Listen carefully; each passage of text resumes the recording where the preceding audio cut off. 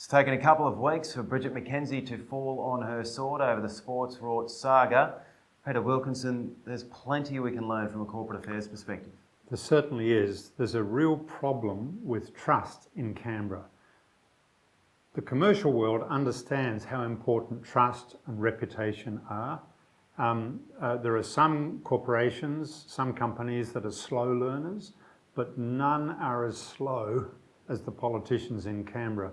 The gap between what happened with the Bridget McKenzie experience and trust is so big.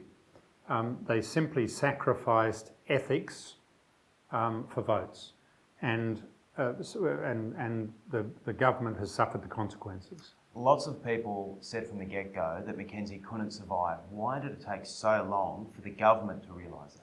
It's very hard to tell, except it's almost as though there's a black line around the speed limit in Canberra where people don't consider that ethics is important. Again, in the commercial world, in families, in personal relationships, ethics is absolutely essential to develop good ethics is absolutely essential to develop trust. And as far as individuals go, everybody understands that trust is built slowly over a long period from the way you behave.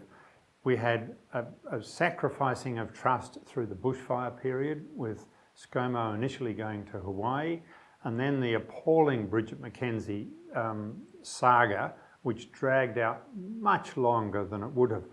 Corporate Australia learnt from the banks how important it is to be nimble in these situations.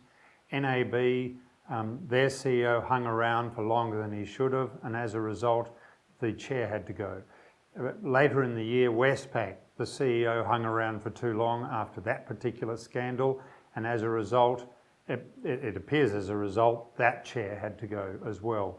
So corporate Australia is learning on the importance in this era of social media, globalisation, information overload with people, where people have so much access to information and can make comparisons with good and bad behaviour around the world, that people in power have to act nimbly.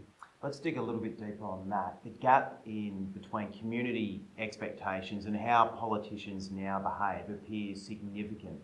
Why is there such disparity, given that our politicians are supposed to lead the way? They're supposed to be the barometer of leadership. Well, here's a thought. Politicians are 15 years behind in terms of the way they should be communicating. In the modern era, with, as I said, with globalisation, social media and access, we can see Erdogan as quickly as we can see Trump, as quickly as we can see Justin Trudeau and ScoMo. People make comparisons very quickly, and although people needn't be sophisticated at politics, they can see when somebody's doing the wrong thing. So there's a gap between Canberra and the general public. Canberra is refusing to get with the 2020s, if you like, or even with this century, an understanding that the public expects a different type of politician to the one we're seeing at the moment. Scott Morrison, there's no doubt he's under the pump. Just briefly, where has he got it wrong, and more importantly, how can he improve? Well, to the first question, there are three things that he can do first. We're seeing a certain level of stubbornness, and that's not you and me saying it. It's being said by the political commentators, Phil Curry in the Fin Review, Nikki Sever in the Australian, Peter Harcher in the Sydney Morning Herald, all and The Age, very, very long-term respected commentators are making this comment. It's okay to be fixed if you want to get to point A to point B, but not at the expense of not listening to what's going on around you. And what's happened in this situation is a complete lack of flexibility in ScoMo's personality. That's the first thing.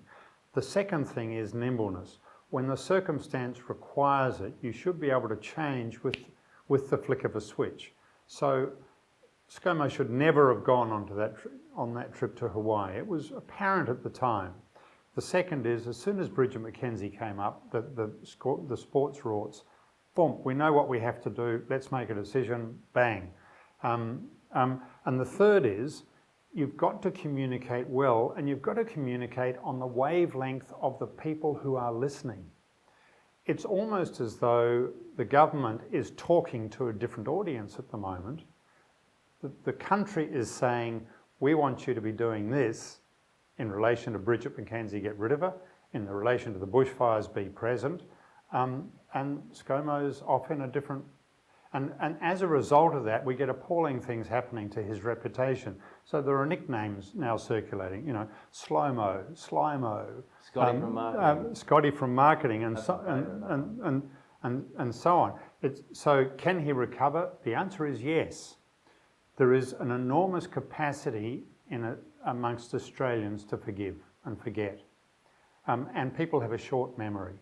So if Morrison is able to change his spots and be those three things, flexible, nimble and communicate to Australians on their wavelength, then a couple of crises down the path, you know, he can recover.